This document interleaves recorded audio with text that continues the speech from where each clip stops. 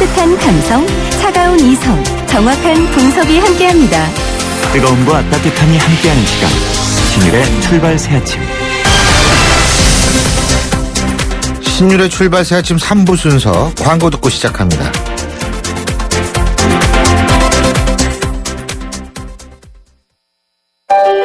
차원이 다른 TV LG OLED. 백라이트 없이 스스로 빛을 내서 자연색 그대로 보여주는 TV입니다. 차원이 다른 LG OLED TV. 안녕하세요. 이서진입니다. 투자는 수익성과 안정성 둘 다 중요하죠. 모든 준비는 끝났습니다. 그래서 올셋 NH농협금융과 글로벌 자산운용사 아문디가 만난 NHCA 자산운용 올셋 투자. 레디? 올셋 NHCA 자산운용.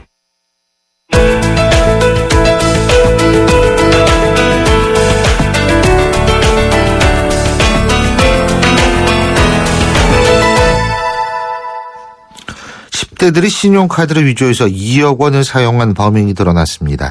외국인 신용카드 정보를 이용해서 위조한 건데요. 여기에 그치지 않고 다른 10대 3명에게 위조에 필요한 기기를 판매하고 위조 방법까지 전수했다고 합니다. 10대가 손쉽게 위조 수법을 배우고 집에서 단 3분 만에 위조할 수 있을 정도로 간단했다고 하는데, 위조 신용카드를 부정 사용하는 사례 더 늘어날 것으로 추정되고 있습니다. 이 사건과 관련해서 서울디지털대학교 경찰행정학과 배상훈 교수와 얘기 나눠보겠습니다. 배 교수님 안녕하세요. 네, 안녕하세요. 아니, 어떻게 10대들이 카드를 위조해요? 이게 쉬운 모양이죠? 아주 쉽죠. 말하자면 이 개인 신용 정보만 있고 그걸 만들 수 있는 기계만 있으면은 예. 빈 카드에 넣어서 하는 거는 사실은 뭐 아주 쉽습니다. 예. 아, 그렇군요. 그러니까 카드 번호만 알아가지고는 안 되지만은 그 카드에 담겨 있는 정보를 알아야지 이게 카드가 위조가 되는 거죠, 그러니까. 예, 그렇습니다. 개인 신용 정보라고 하죠. 말하자면 뭐 주민등록번호, 예를 들면 저 흔히 말하는 또 이제 뭐 계좌번호라든가 예. 이런 것들이. 근데 사실은 아시다시피 인터넷에 이런 게 많이 떠돌지 않습니까? 근데 그거를 빈 카드에 그냥 넣기만 하면 되는 거거든요. 그 넣을 수 있는 기계도 역시 파니까요. 인터넷에서. 예. 그렇군요. 그리고 이 신용카드 위조 기계를 사들인 돈이 우리가 일반적으로 생각하는 달러나 뭐 이런 게 아니라 비트코인으로 샀다 그러죠? 예. 비트코인이라는 건 사실 온라인 가상화폐, 뭐 디지털 통화라고 이렇게 얘기도 하고 있는데요. 예. 사실은 뭐 나라마다 다 통화가 다르니까. 근데 이제 국제적으로 통용될 수 있는 어떤 가상적인 통화를 이제 일본 사람이 2009년에 만들었는데요. 1 비트코인이 지금 통용된 시세는 $275 정도라고 합니다. 그러니까 예. 이제 가상적으로 통용할 수 있는 화폐를 이 중학생들이 그걸 가지고 사게 된 거죠. 그렇군요. 근데 이 가상화폐 비트코인으로 샀다. 이것도 아주 치밀한 거 아닙니까? 그렇죠. 이게 흔히 말하는 인터넷상의 거래라든가 아니면 그 생리를 잘 알고 있다는 거죠. 그렇죠. 예. 그러니까 이 10대 치고는 아주 주도 면밀하게 범죄를 저질렀다. 이렇게 생각할 수밖에 없을 것 같은데. 그렇죠. 예. 그런데 이 친구들이 산 장비라는 게 불법 장비는 아닌 모양이죠. 그러니까 인터넷 같은 데서 살 수 있는 거 아니에요? 우리가 생각하는 이제 뭐 리드 앤 라이트기라고 하는 건데 사실 말 그대로 그겁니다. 일반적인 우리가 건물에 출입할 때 출입 카드 있지 않습니까? 네. 그걸 발급하는 형태로 어떤 카드의 마그네틱 선에 정보를 뭐 읽고 넣는 그런 기계입니다. 그러니까 불법 장비는 아니죠. 흔하게 쓰는 겁니다. 예. 아, 그렇군요. 그러니까 이게 외국 인터넷 사이트 같은 데서는 쉽게 구매할 수가 있는 것이다. 예, 아무 제한 없이 구매할 수 있습니다. 예. 그렇군요. 그리고 반대로 외국에서 우리나라 사람 명의의 신용카드 개인정보를 사들여가지고 카드를 위조할 수도 있는 거죠. 예, 충분합니다. 그리고 사실 피해 사례는 지금도 여러 사례가 많이 나타나고 있죠. 같은 방법입니다. 우리 인터넷에 떠돌고 있는 한국인의 명의 신용정보가 외국에 있는 동남아 같은 데서 카드를 위조해갖고 국내에 들어와서 사용해갖고 돈을 송금하는 이런 방식이 되고 있는 거죠. 예, 그렇군요. 이게 제가 좀 여쭤보려고 하는데요. 국내 사립대학에 다니는 학생, 요새는 학생증이 이 신용카드와 함께 발급되는 경우가 많거든요. 거의 대부분이 그렇죠. 그렇죠. 그런데 이 카드 회사에서 전화를 받았다는 거예요. 그래서 외국에서 고액의 이 결제를 하려고 그러다가 이상해서 차단을 했는데 혹시 그런 일이 있었느냐.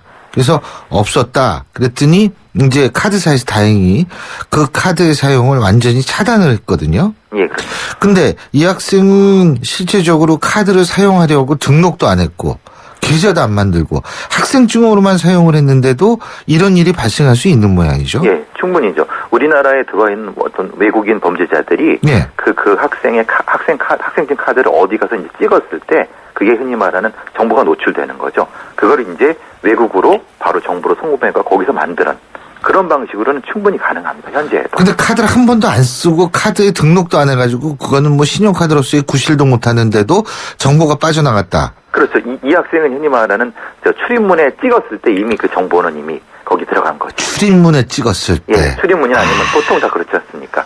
학교에 출입하자가 예. 찍으면 바로 그 정보가 중앙 컴퓨터로 쫙 들어가는데 중간에 그거를 저기 뭐 흔히 말하는 따낸 거죠, 말하자면. 다른 쪽으로 우회시켜서 따내는 방법이죠.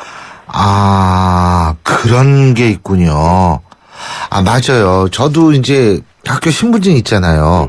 이제 도서관 같은 데 이렇게 들어갈 때 그 신분증 딱 찍는데 그걸 누가 중간에서 인터셉트를 딱 하면은, 예? 그 정보를 가지고서 카드를 만들어서 사용하려고 할 수 있다. 그렇죠. 예. 아, 그게 그렇구나. 근데 어쨌든 이게 적발이 쉽지는 않은 모양이에요. 근데 다행히 우리나라 카드사가 이제 발빠르게 그 학생 같은 경우 움직여가지고, 막은 모양인데, 이게 적발이 쉽지가 않은 모양이죠? 그러니까 그 학생 같은 경우는 아주 그 액수가 크니까 그리고 예. 외국에서 했기 때문에 카드에서도 좀 이상하게 생각을 했던 건데요. 지금 10대들은 어떻게 했냐면 네. 그 소액을 여러 번 했기 때문에 네. 뭐 아시다시피 지금 제가 오늘 쓴다 하더라도 청구는 뭐 길게는 한 달 뒤에 되지 않습니까? 그렇죠. 그러니까 그 중간에는 본인이 어떤 사람이 내가 내 명의로 카드가 발급된 것도 잘 모르는 거죠. 그러니까 그 한 2, 30일 동안은 계속 하루에 뭐 한 100만 원씩만 써도 그 엄청난 돈이 된다는 거죠. 아하, 그렇군요. 예. 그리고 그 10대 이외에 또 다른 위조범이 송모 씨가 잡혔다고 그러는데 주유소의 위장 취업해서 고객이 건넨 신용카드 40장의 정보를 수집 부정 사용했다. 이건데 말이에요. 예? 그러니까 이거는 이런 수법이었던 것 같아요. 우리가 기름 넣고서 카드 주지 않습니까? 그렇죠. 그거를 이제 복사를 해가지고 결제한 다음에 두 단계를 거친 거죠. 복사도 하고 결제도 하고. 이래서 갖다 주 이런 수법이죠, 이거는. 예, 보통 이제 우리가 그냥 뭐 주유소 같은데 카드만 주고 그 어떻게 했는지 안 보지 않습니까? 그렇죠. 그리고 또 하나 저 음식점 같은데도 그냥 카드만 주고 딴 짓 하고 있는데 그때 이제 카드를 결제하는 거 옆에 리더기를 놓은 거죠. 그러니까 결제하고 리더 해갖고 카드는 이 정보를 따로 이제 보관해둬 갖고 쓰게 예. 되는 거죠. 근데 배 교수님, 요새는 말이에요. 카드 사용하면은 왜 문자로 오잖아요. 그렇죠. 그러니까 사실 카드 부정 사용도 쉽지는 않을 것 같은데. 그러니까 이제 다른 어떤 말하자면 A란 카드사가의 정보를 다른 B란 카드사한테 거기 발급하는 거죠. 그러면 그쪽으로 오지 않는 거고 다른 정보를 다른 전화번호를 흔히 말하는 거기다 이제 등록해 놓는 거죠. 그러니까 카드 리더기로 해서 정보를 빼낸 다음에 예. 카드 발급을 새로 받는다. 다른 그렇게 되는 회사에서. 거죠. 예. 야, 진짜. 본인은 받은지도 모르는 거죠. 그 회사에서. 그렇군요. 근데 이거 막을 수 있는 방법이 없나요? 기본적으로 그래갖고 이제 계속 얘기하는 게 마그네틱 카드를 IC 카드로 계속 바꿔야 된다. 근데 이제 우리 카드사들은 그걸 지금 미적미적하고 돈이 많이 드니까 예. 그게 기본적으로 돼야 되는 거고요. 아. 그게 진행이 돼야 되는데 아직은 좀 많이 좀 미적미적하고 있는 것이 이런 것 때문에 많이 이유가 되고 있는 것 같습니다. 그렇군요. 마그네틱 방식, 그러니까 이 카드를 마그네틱 방식에서 칩 방식으로 바꿔야 된다. 그렇죠. 예. 그러면은 그거는 아직은 못 읽나 보죠? 근데 예? 뭐 물론 그것도 읽을 수 있다고 합니다. 근데 이제 이렇게 지금 10대나 이런 흔히 말하는 아무나 할 수 있는 방법은 아니라는 거죠. 아, 그렇군요. 많이 지금 바뀌고는 있는 것 같은데 말이에요. 그죠? 그렇습니다. 예. 그런데 이 10대들이 위조 카드 쓴 카드비가 2억 원이나 된다 그러죠? 예.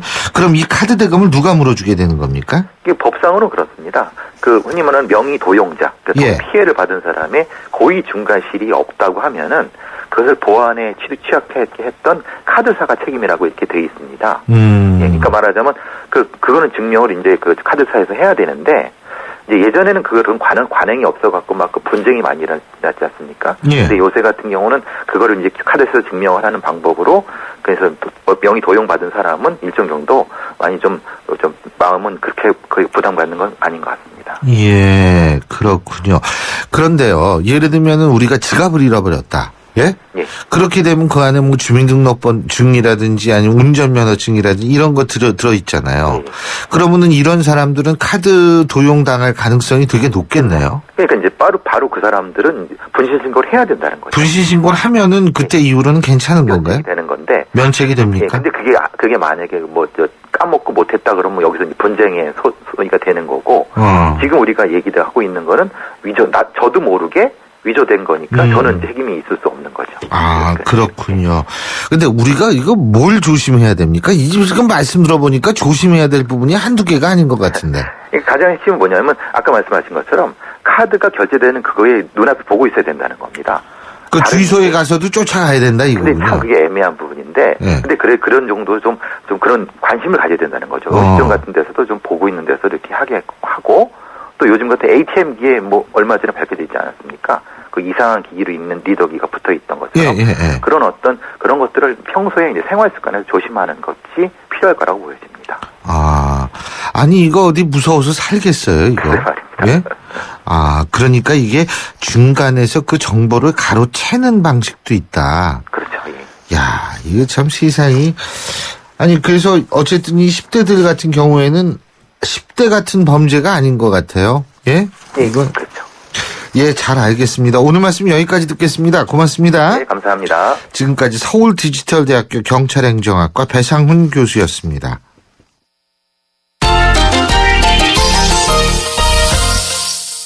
스포츠 소식 알아보겠습니다. 경향신문 김세훈 기자 연결합니다. 김세훈 기자? 네, 안녕하세요. 안녕하십니까.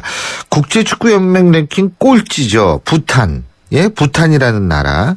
네. 근데 월드컵 1차 예선을 통과했네요. 예? 네. 피파 가맹국이 모두 209개국입니다. 예.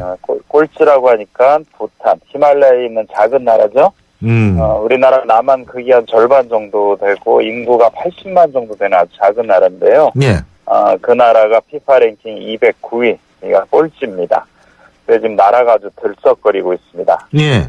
러시아 월드컵 1차 아시아 예선, 우리나라는 강호기 때문에 1차 예선은 이제 통과를 그냥 부전적으로 했고요. 예. 약체들이 이제 1차 예선을 하는데, 거기서 스리랑카하고 그 부탄이 홈앤드 어웨이로 싸웠습니다. 그래서 스리랑카에 가서는 얼마 전에 1대0으로 승리를 했고요. 예. 어제는 홈에서 2대1로 또 이겼습니다. 예. 그러니까 2승을 거두면서 1차 예선을 통과를 한 거죠. 그래서 2차 예선에 이제 들어가게 됐는데, 꼴찌 나라다 보니까, 물론 스리랑카의 피파 랭킹도 174위입니다. 그러니까 209위 나면 174위나 우리가 보기에 큰 차이는 사실 없어 보이는 건 사실인데요. 어쨌든 이 나라가 A매치 2연승을 거두면서, 그리고 또 팬들도 상당히, 국민들도 상당히 기뻐하고 있는 그런 상황이고요. 예. 이 부탄이 행복한 나라로 알려졌죠. 글쎄요, 지금 그 얘기 하려고 했어요. 행복 지수가 제일 높은 나라예요. 그렇습니다. 예. 보통 국민 100명 중에 97명이 나는 행복하다라고 느끼는 나라고.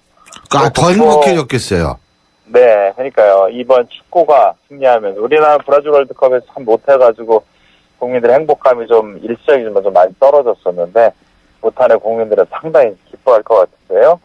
부탄이 2차 예선을 이제 치러야 됩니다. 근데 1차 예선보다는 아무래도 강한 팀들하고 싸우게 되는데요. 예. 2차 예선에 이제 부탄을 포함해서 조별로 이제 리그를 치르게 되는데, 부탄을 포함해서 5개 조가, 이제 5개 팀이 한 조에 들어가서 경기를 치르게 되거든요. 예. 거기서 부탄이 1위를 하면은 무조건 3차 예선에 진출하고, 2위를 해도 다른 조에 비해서 성적을 좋게 내야 됩니다. 예. 그러니까 부탄의 입장에서는 객관적인 전력으로 자기보다 피파 랭킹이 높은 4개 팀을 상대로 그 팀 중에 4개 팀 내지는 3개 팀을 제치는 게 어쨌든 쉽지는 않겠죠. 예. 근데 부탄이 스리랑카도 벗고 하면서 2차에서는 진출을 했고, 또 팀도 상당히 상승세 있고 하니까 설사 3차에선에 못 나간다고 해도 2차에선에 승수를 몇 승만 못한다고 한다면 국민들의 행복 지수는 더 높아지겠죠. 그렇죠.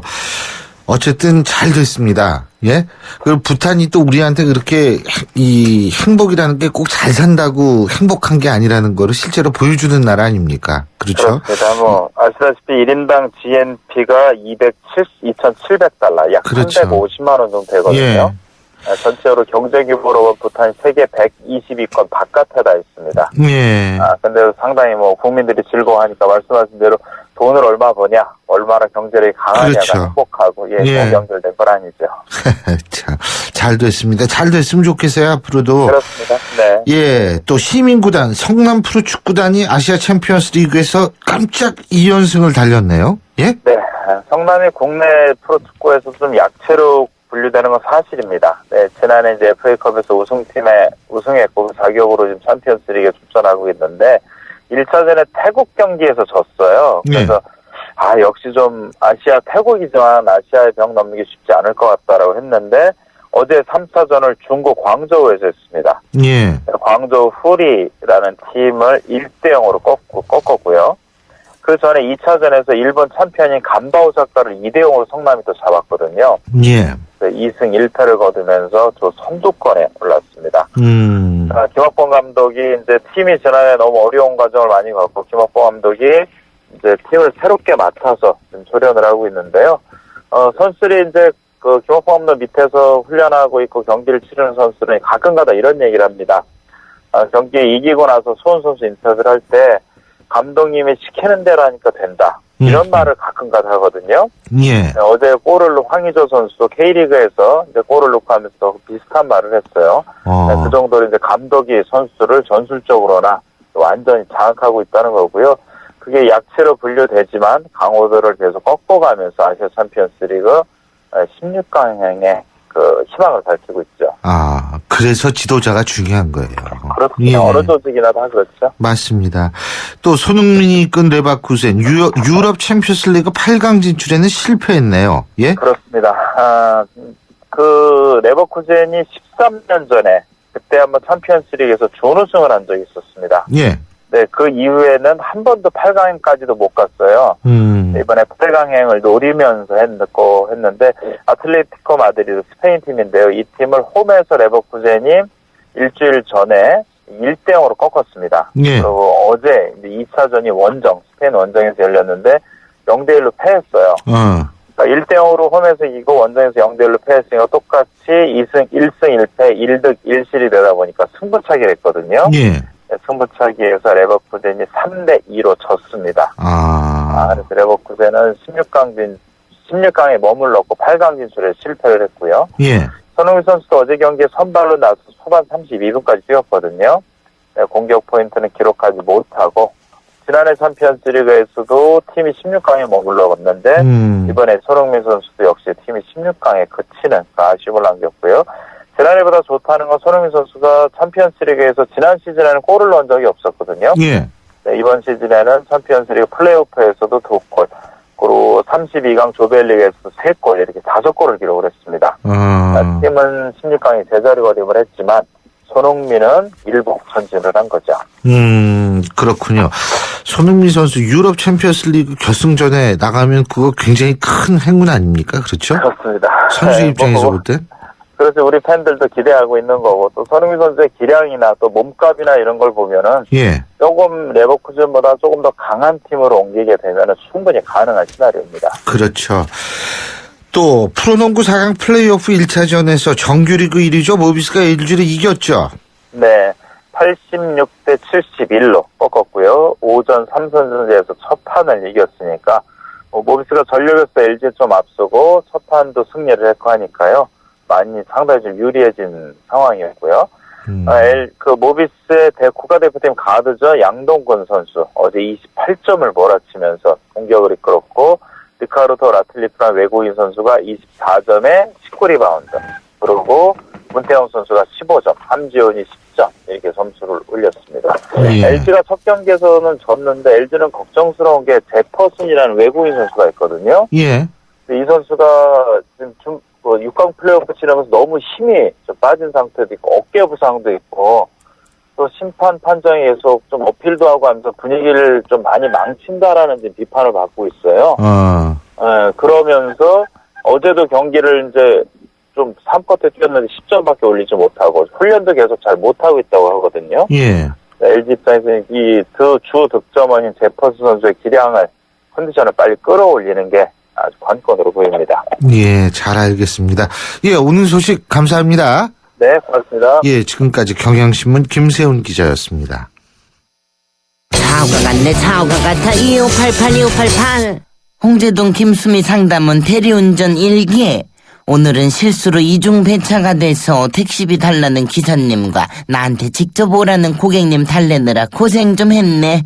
그래도 좌우로 정렬 2588 안녕하세요. 영화배우 황정민입니다. 유플러스 가족 무한 사랑 들어보셨어요? 가족 중 한 명이라도 유플러스면 온 가족 휴대폰 요금을 매달 할인해줍니다. 거기다 인터넷까지 유플러스면 LTE 무한대 요금을 최대 반값으로 쓸 수 있습니다. 국내 유일 유플러스 가족 무한사랑 클럽. 지금 유플러스 매장에서 만나보세요. 신율의 출발새 아침 3부 순서는 여기서 줄이고요. 잠시 뒤 4부에서 뵙겠습니다. 깜깜한 밤, 아이들은 밤이 무섭습니다. 부모님이 오실 때까지 뜬 눈으로 무섭고 외로운 밤을 버텨내야 합니다.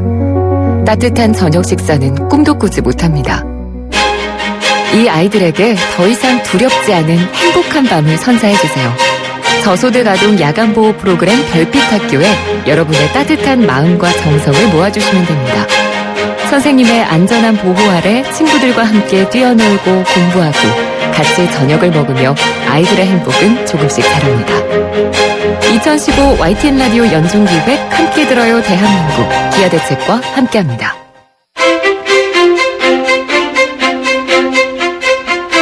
여러분은 지금 신율 교수가 진행하는 출발 새 아침을 듣고 계십니다. 신율의 출발새 아침 4부 순서 광고 듣고 시작합니다.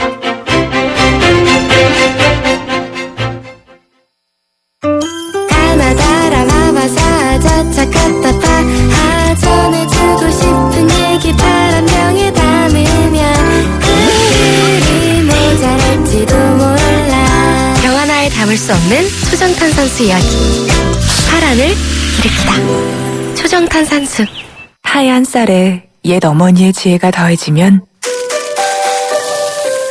들리세요? 한 방울도 뺏기지 않는 빨간 쌀의 능력. 촉촉해지고 싶은 만큼 촉촉해져요. 진한 보습이니까 한율 진액 스킨.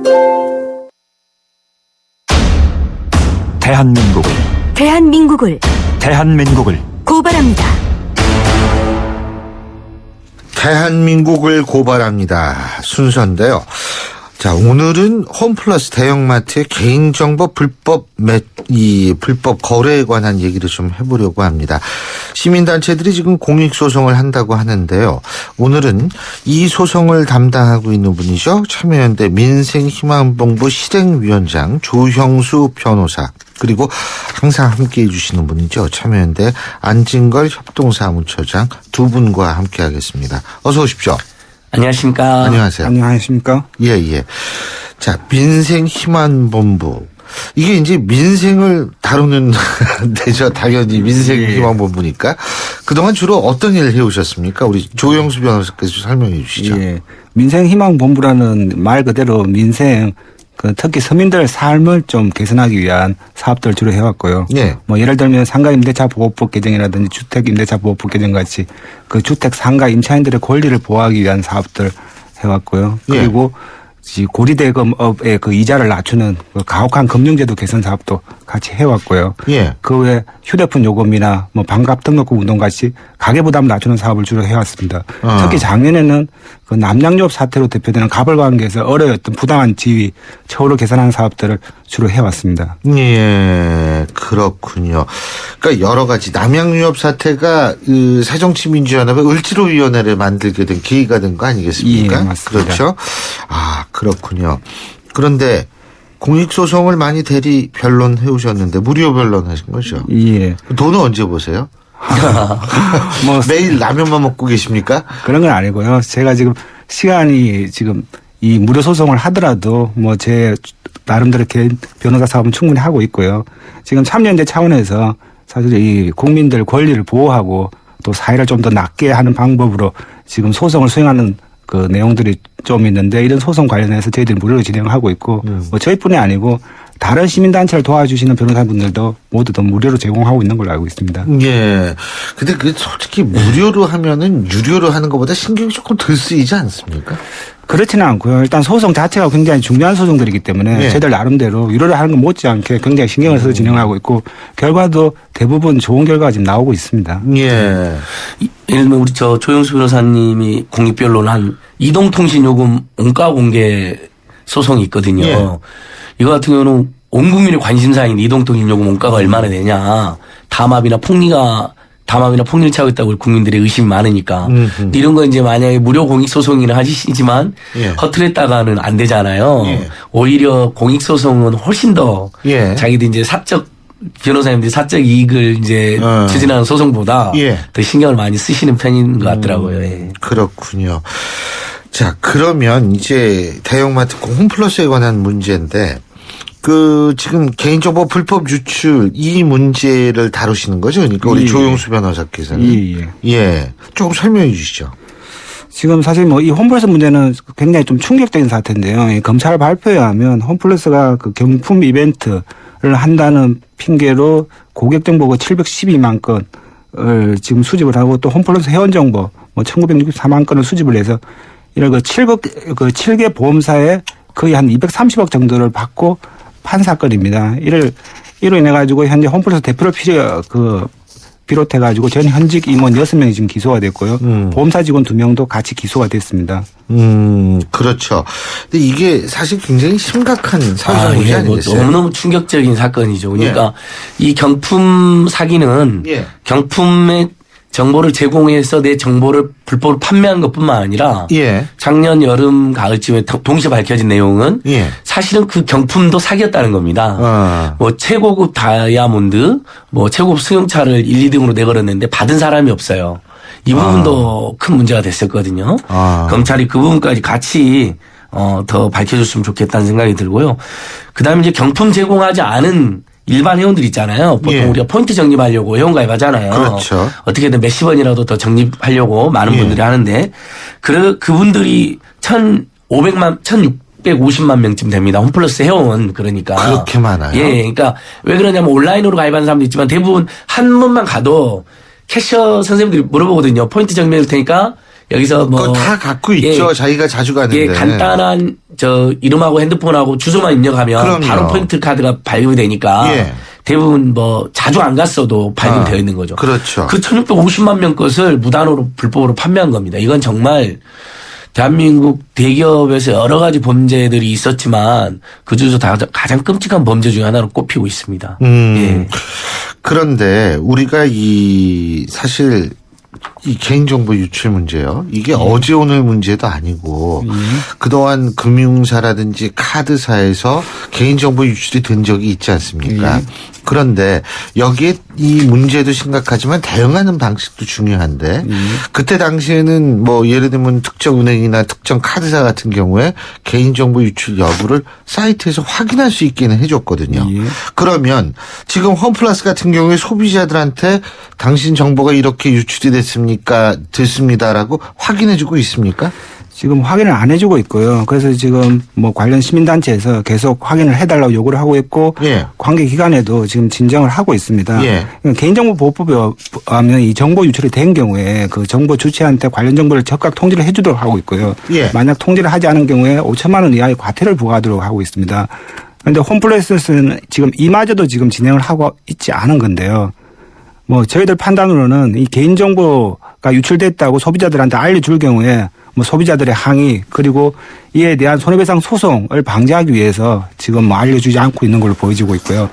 현재 뭐 이런 걸 보건대 홈플러스에서는 지금 자기들 행위를 반성하거나 또는 이로 인한 피해 확산을 방지하기보다는 뭐 자기들 이익을 고수하는 데만 관심이 있는 걸로 그렇게 판단이 되고 있습니다. 아니 근데 어쨌든 이거는 개인정보 유출이 돼가지고 본인들이 그걸 인정한 거죠. 유출이 됐다는 사실을. 검찰 결과로 명백하게 밝혀진 사실이죠. 그리고 사장이 나서서 사과까지 했습니다. 인정을 했습니다. 인정하고 사과까지 했습니다.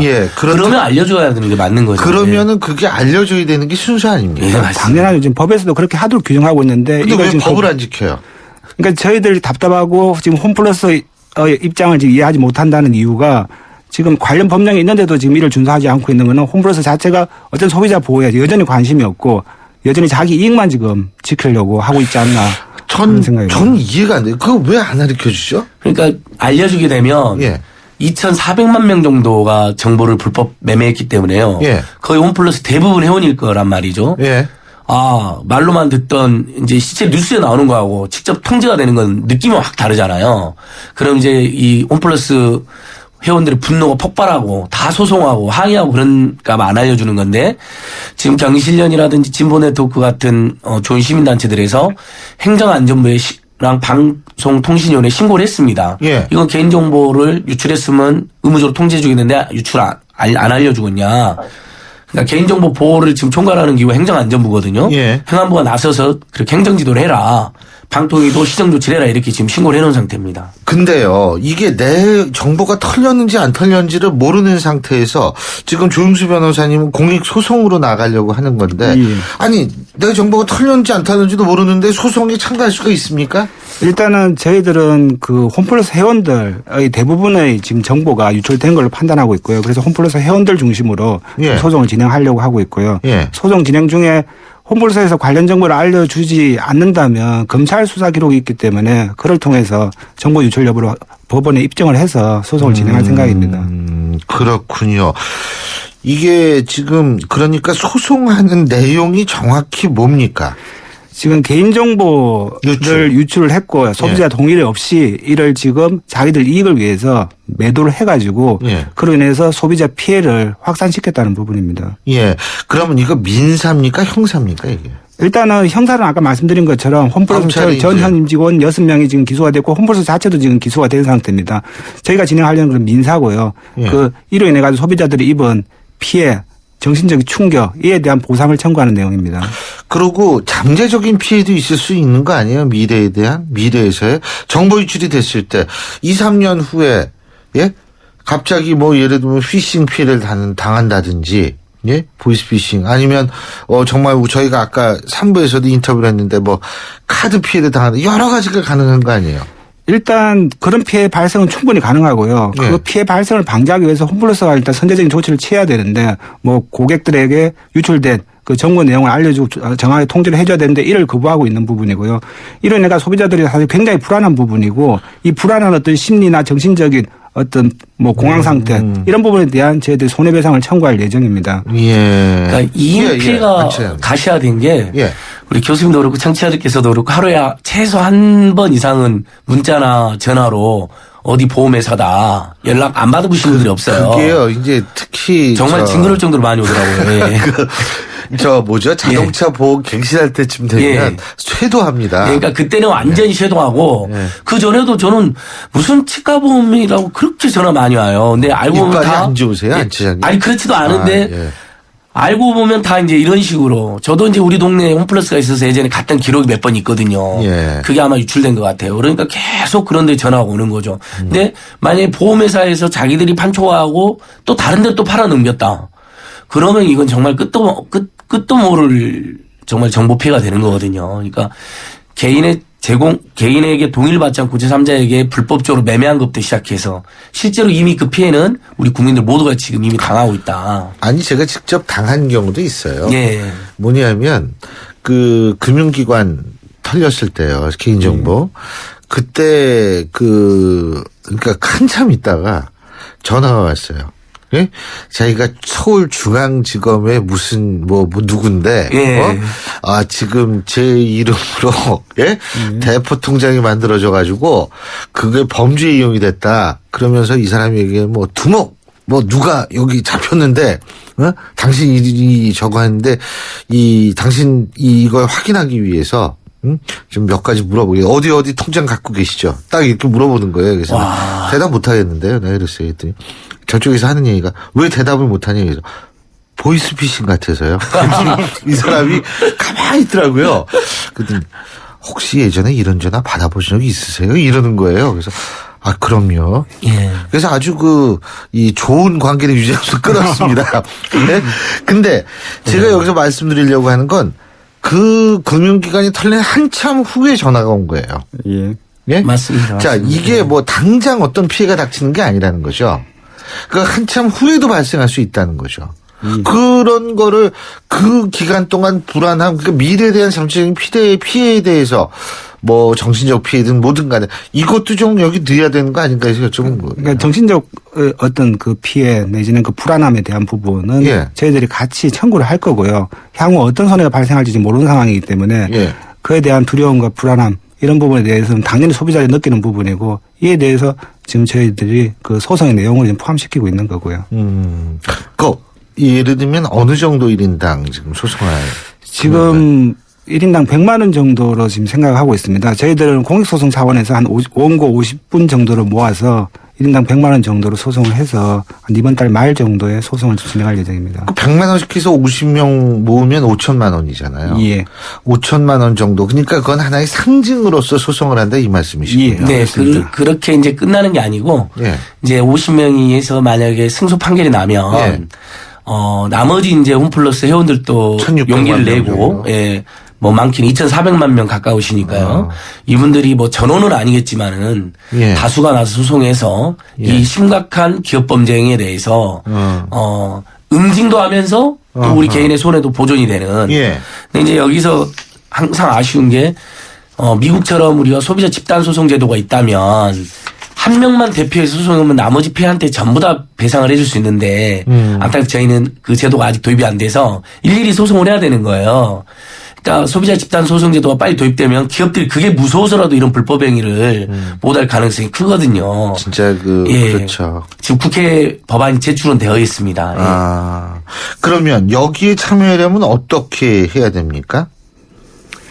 일단 민생희망본부에서 지금 원고들을 예. 그 저희 참여연대 홈페이지를 통해서 모집을 하고 있습니다. 참여연대 홈페이지 들어가서 확인을 해보시면 참여할 수 있는 방법이 지금 나와 있습니다.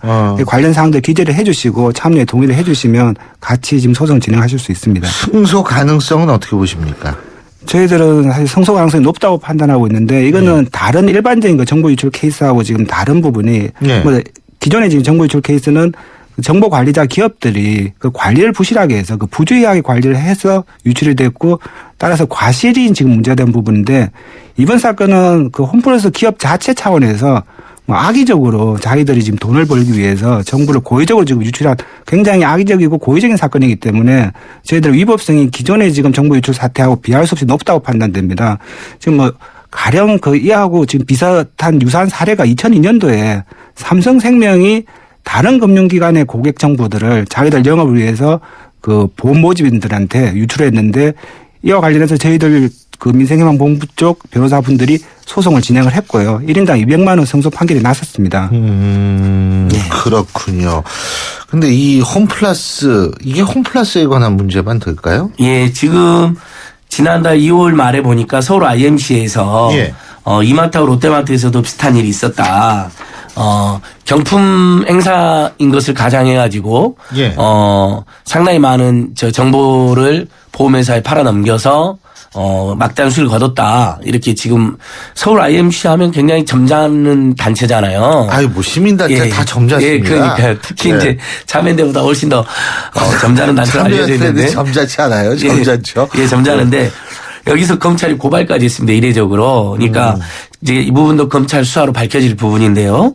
아무튼 우리 국민들이 지금 개인정보가 하도 많이 불법적으로 노출되고 악용돼가지고 노이로제가 걸릴 지경이거든요. 그렇죠. 정말 형사적인 것은 형사적인 것으로 민사적인 것은 민사적으로 사방팔방에서 개선을 추진해야 될 그런 아주 엄중한 상황이라고 생각됩니다. 그리고 더군다나 지금 정보 유출이 한창 그 뜨거운 감자로 떠오르고 있는 상황인데도 뭐 물론 이제 나머지 회사들은 검찰 수사 결과가 나오느냐에 따라서 사실인지 아닌지 판명이 되겠지만 홈플러스 같은 경우에는 좀 더 사실 이런 일을 할 줄은 아무도 몰랐겠죠. 왜 이렇게 이런 일들을 하는 겁니까? 큰 회사들인데. 저희도 사실 상식적으로 좀 이해하기 어렵고요. 이건 완전히 소비자들의 신뢰 기대를 철저하게 지금 배신한 경우라서 이런 경우는 사실 드문 경우인데 뭐 어쨌든 검찰 수사 결과를 통해서 어느 정도 밝혀졌고 그리고 어느 정도 어느 선까지 관련이 됐는지 부분도 지금 어느 정도 나왔지만 뭐 저희들 따로 민사소송을 통해서 이에 대한 책임과 다시는 일이 없도록 방지 차원에서 분명히 소송을 제기를 해서 책임을 지금 물을 예정입니다. 예. 그 참. 예. 근데요, 뭐 이게 그동안에 법으로도 불법이었다고 아까 조영수 변호사님께서 말씀을 해주셨고, 그런데 어떻게 이 처벌이 좀 약해서 아이 그 정도야 뭐 그냥 감수하고 하지 이런 생각이 드는 건가요? 어떻게 되는 건가요? 지금 사실 뭐 검찰이 기소를 했지만 예. 뭐 기존의 사안에서도 계속 그 형사처벌 과정이 나왔지만 이런 사례가 반복되는 거는 뭐 저희들 판단으로는 가장 큰 이유는 이를 통해서 얻는 이익이 뭐 기업 차원에서 그 잃는 손해보다도 더 크다고 생각했기 때문에 계속 반복되는 거라고 지금 판단이 됩니다. 뭐 이런 지금 기업들 이익을 없애기 위한 방법을 아까 말씀드린 것처럼 뭐 저희들 손해배상 소송 통해서 네. 지금 피해를 본 소비자들이 모두 손해배상 소송을 통해 가지고 피해배상을 받는다면 기업들이 그로 인한 이익이 없겠다고 생각을 하겠지만 일반 소비자분들은 지금 시간 비용을 들여서 이런 소송을 하시기가 쉽지가 않거든요. 그럼요. 많은 경우 지금 포기를 하시고 실질적으로 피해 금액이 전체적으로 굉장히 큰 금액이지만 개별 소비자분들한테는 시간 비용에 비해서는 크다고 생각하기는 좀 어려운 그렇죠. 금액들이기 때문에 뭐 소송을 포기를 하신 분들이 많고 그런 경우는 모두 다 기업들 뭐 이익으로 지금 그대로 남게 되는 부분입니다. 그래서 저희들이 지금 계속 주장하고 있는 부분은 소비자 집단소송 제도를 도입을 해야 된다. 소비자 집단소송 제도를 도입을 하면 일부 소비자가 소송을 제기해서 승소를 하면 소송에 참가하지 않은 소비자분들도 모두 보상을 받을 수 있고. 자동으로. 그러니까 예. 소비자분들이 본인이 안 받겠다고 신청하지 않는 한 자동으로 다 이렇게 배상이 가게 되어 있습니다. 그렇기 때문에 그 소비자 집단소송을 통해 가지고 소송을 해서 승소 판결이 이루어진다는 지금 기업들이 생각을 한다면 감히 이런 일을 못하지 않나. 오히려 소비자 권리를 더 만전을 위해서 보호를 하지 않나. 뭐 저희들은 그렇게 판단하고 있고요. 그래서 이번 그 홈플러스 사태를 계기로 소비자 집단 소송에 대한 그 도입에 대한 지금 논의가 국회에서 다시 한 번 더 좀 활발하게 이루어졌으면 하는 게 저희들 바람입니다. 국회에서 지금 논의를 해야 될 사안이 한두 개가 아니에요. 네. 근데 참 국회도 느긋하잖아요. 우리나라 국회는. 그리고 예, 그러니까 공정거래위원회도 그 박근혜 정부 출범할 때 업무 계획에 소비자 집단 소송 제도를 도입하겠다고 발표를 해놓고 뭐 때문에 지금 추진을 적극적으로 안 하고 있거든요. 이런 부분들은 지적받아야 된다고 생각하고 이번에 그 대한항공 그 땅콩향 사태 때 그 피해 여승무원이 미국에 소송을 냈잖아요. 미국에서 그 화제가 되고 있는데 징벌적 손해배상이 우리나라 훨씬 세대잖아요. 예, 그러니까 일단 낸 건데 만약에 우리도 징벌적 손해배상이나 소비자 집단 소송제가 도입됐다면 저는 한국의 대기업들이 이렇게 국민을 기만하는 홈플러스 같은 이런 황당한 지금까지 저희들도 깜짝 놀랄 이번 사태였거든요. 그러네요, 이런 일 못했겠죠. 근데 네. 뭐 해도 버는 돈이 더 많다고 생각해버리니까 막 하는 거 아니겠습니까? 근데 정말 제도를 아주 좀 많이 강화해야 될 것 같다는 생각이 듭니다. 근데 지금 그 회사는 조금 물건 값을 깎아주는 모양이에요. 딴 데보다 싸게 미안하다고 뭐 사죄한다고 그런 예, 모양인데. 그러니까 더 이게 이제 일부 국민들이 열받게 하는 건데요. 정보가 유출된 거에 대해서 통지해달라는 걸 안 해주고 느닷없이 최근에 무슨 이제 뭐 사은 행사라고 해서 뭐 대규모 세일 행사를 하고 있는데 이렇게 심각한 범죄를 저지르고 물건값을 조금 더 깎아주면 되는 거냐. 이래서 많은 소비자 단체들이 지금 분노하고 있습니다. 예. 예, 그렇군요. 언제부터 그러면은 본격적으로 시작하실 생각이세요? 지금 이번 달 말 정도에 소송을 제기할 예정이고요. 예. 소송을 제기를 하면 아마 한 달 정도 뒤 그때부터 본격적으로 서면이 그 주고받고 공방이 이루어질 예정으로 생각하고 있습니다. 그러니까 그 오래 걸리죠, 민사소송.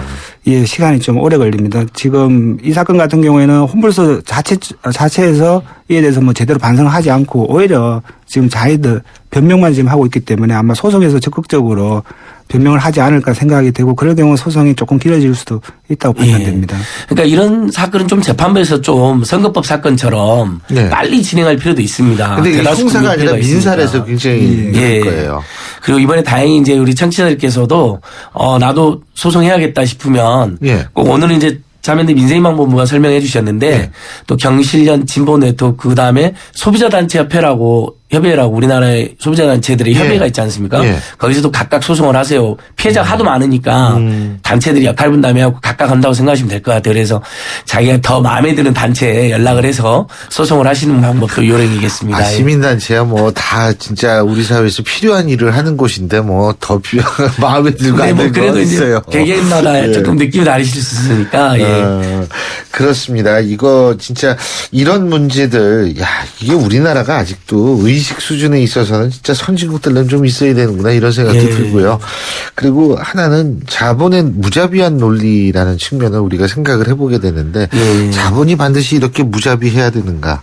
저는 사실 그런 생각도 해보게 됩니다. 그러니까 홈플러스가 이렇게 불법 매매 안 해도 수익이 상당한 회사거든요. 매출이 10조 가까이 되는 회사라고 들었는데 연매출만. 왜 이런 짓을 하는 정말 도저히 이해가 안 됩니다. 우리가 정상적인 자본주의 그리고 보다 성숙한 자본주의로 나아가야겠다는 생각을 좀 들게 되는 부분인데요. 자, 지금까지 참여연대 민생희망본부 실행위원장이시죠. 조형수 변호사 그리고 참여연대 안진걸 협동사무처장 두 분과 함께했습니다. 오늘 말씀 잘 들었습니다. 고맙습니다. 감사합니다. 고맙습니다. 사장님, 복잡하고 까다로운 세금 신고, 장부 작성, 재무진단은 어떻게 해결하세요? 당연히 세무사에게 맡기죠. 고용산재보험 사무대행. 성년 후견인 업무도 해결해주는 든든한 파트너니까요. 세무사를 알아두는 것이 세월의 지혜입니다. 한국세무사회. 난 귀찮은 거 싫어해요. TV 볼 때 제목만 말해도 바로 보여주고 내가 좋아할 만한 거 알아서 좀 챙겨줘요. 올레 TV는 할 수 있죠? 당연하죠. 말만 하면 찾아주고 보고 싶은 영화 알아서 추천해주는 올레 TV. 좋은 선택을 하라. Good choice. 올레. 에이스 고객 이정재. 침대를 말하다. 가구는 디자인만 보고 사도 되지. 근데 침대를 그렇게 사봐라. 아침에 어떻게 되겠어. 잡았으면 알 텐데. 침대는 가구가 아니다. 침대는 에이스다. 에이스 침대. 신율의 출발 새 아침 오늘 순서는 여기서 줄이겠습니다. 고맙습니다.